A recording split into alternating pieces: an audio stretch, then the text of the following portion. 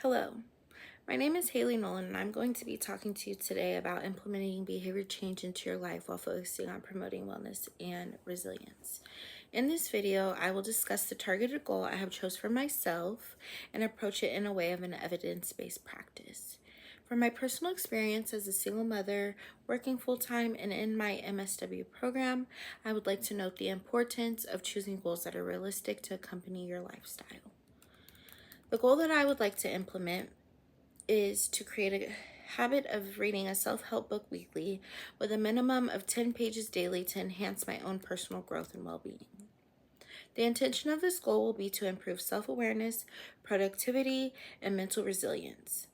The target behavior would be to dedicate 15 to 30 minutes daily to read a self-help material.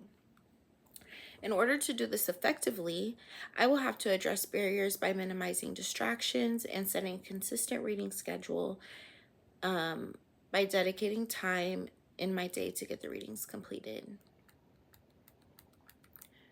I will track my progress through weekly journal entries and create a log to record my daily reading efforts. My log will include the title of the book, how many pages I read per day, and the duration of time I spent reading. I would also like to include my weekly insights on the book and what noticeable changes I have observed in my own behaviors.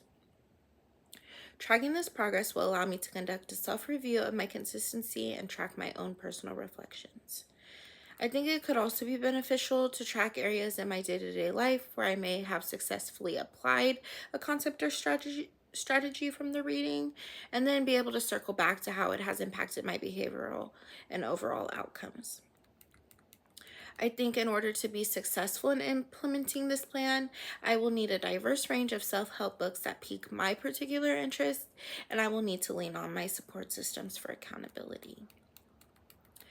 In my research, I have done a full literature review in order to support my well-being and progress in this project. I have found that the research surrounding the use of self-help books to promote mental health and well-being is moderately well-developed and interdisciplinary. It spans across psychology, literature studies, public health, sociology, and cultural studies. These studies generally support the notion that self-help books can improve psychological functioning, but their effectiveness can be nuanced, context-dependent, and influenced by user engagement, cultural alignment, and therapeutic supports.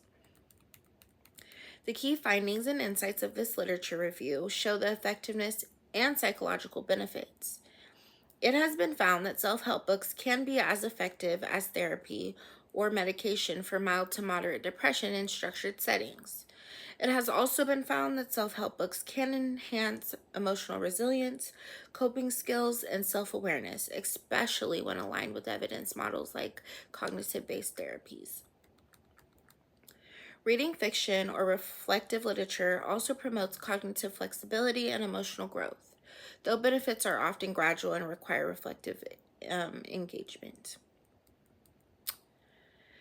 The way we can professionally apply this behavior target in promoting self-help books for wellness and resilience is through bibliotherapy, integrating them into therapy sessions to support treatment goals.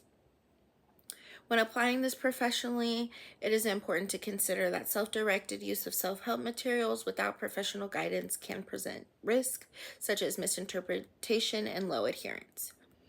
It is also noted in some studies that professionals do not yet systematically integrate self-help books into clinical practice, so there is a high need for structured protocols surrounding the use of self-help books. When considering the adaptation of diversity in this approach, it is important to recognize that cultural sensitivity is essential. In this practice, we work within diverse populations of people, and readers from different backgrounds interpret and relate content differently. This is really important to remember. Providers should recognize that any successful self-help intervention should consider language, literacy, cultural relevance, and personal life experiences. Along with our research, there is often limitations and gaps. I have found in my review that there is limited long-term studies examining the outcomes from reading self-help literature. Another major limitation, and what I have been personally experiencing myself, is that the effectiveness of this approach heavily depends on the reader's sustained engagement, which is difficult to ensure. There is also a lack of standardization, and there is no universal framework existing currently for how to use self-help books therapeutically. And then, like many studies, this literature review has lacked cultural oversight and has not considered cultural or socioeconomic context. So based off my review and my own personal experiences, I have created a proposed treatment plan so you too can adapt and implement this goal for yourself in just 5 simple steps. First, you'll want to conduct an initial psychological assessment. This assessment will include a mental health status assessment, identifying reading preferences, and then also considering cultural background. Next, you will customize your bibliotherapy plan by identifying self-help books tailored to specific challenges, such as anxiety or grief, etc., with cultural and literacy considerations. Third, you'll create some form of integration by using the reading to reinforce therapy practice, such as journaling reflections or some sort of guided discussion. And then fourth, you will monitor and adapt by tracking engagement and emotional responses. It is also important to note that you should adjust book selections if needed if you're not resonating with the content. Lastly, you'll encourage reflective practices.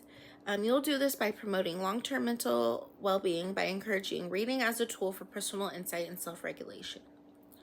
So, in conclusion, this field is growing, but it has not yet fully matured, and self-help books hold a promise for a low-cost, accessible tool to improve mental health. However, for maximum benefit, their use should be evidence-based, professionally guided, and culturally adapted. I hope this information was helpful, and thank you so much for your time.